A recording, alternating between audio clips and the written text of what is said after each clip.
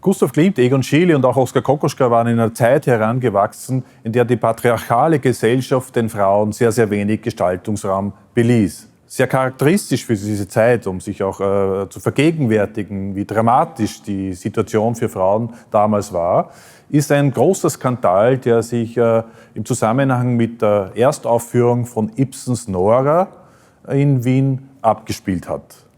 Das Theaterstück handelt im Grunde genommen von einer Frau, die sich wohlfühlt in ihrem häuslichen Ambiente, aber so keine Möglichkeit hat, das Haus zu verlassen, weil der Vater, der Mann und auch die Kinder eigentlich von ihr nur eines erfordern: sie soll Hausfrau sein, sie soll sich um den Haushalt, um den Zusammenhalt der Familie kümmern, aber nicht mehr. Nora versucht also auszubrechen. Und eines Tages geht sie raus, verlässt ihren Mann, den Vater und die Kinder und ward nimmer mehr gesehen. Die Frauenfrage, das war also das große Thema der Wiener Jahrhundertwende. Alles konzentriert sich auf das Thema Frau. Die Frauen betreiben das selbst, vor allem das Industrieproletariat, versuchen die Emanzipationsbewegung weiterzubringen. Sie wollen ausbrechen aus dem häuslichen Ambiente. Sie wollen gleichberechtigt sein wie die Männerwelt. Die Emanzipationsbestrebungen der österreichischen Frauen riefen massive Gegenwehr auf männlicher Seite hervor.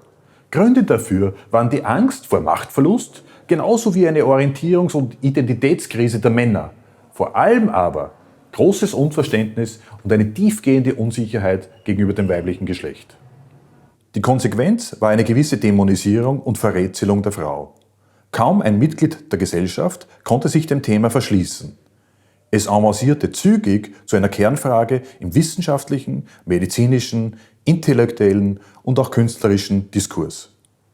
Otto Weininger, einer der entschiedensten Gegner der Emanzipationsbestrebungen der Frau, wollte in seinem 1903 veröffentlichten Hauptwerk Geschlecht und Charakter ihre Minderwertigkeit beweisen und leugnete beharrlich die Existenz der weiblichen Seele. Die Männerwelt ist vollkommen verunsichert durch diese neue Situation. Und plötzlich stellt sich die Frage: Ist es tatsächlich so, dass die Frau eine eigene Seele hat, eine eigene Persönlichkeit ist und sie dieselben Rechte haben soll wie ein Mann?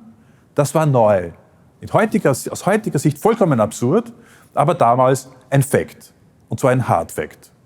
Und dadurch entsteht plötzlich die Auseinandersetzung mit der Frau auf unterschiedlichsten Ebenen. Jeder versucht, die Frau als solche zu thematisieren, in einer Art und Weise, wie es noch niemals in der Gesellschaft der Fall war. Und der Künstler versucht dann herauszufinden, wie sich die Frau in der Zeit um 1900 definieren soll oder auch, wie sie definiert werden kann. Hier sind wir in der Ausstellung Klimt, Schiele, Kokoschka und die Frauen. Und nun haben Sie die Möglichkeit, sich selbst ein Bild zu machen, wie sich Klimt, Schiele und Kokoschka mit dem Rätsel Frau beschäftigt haben.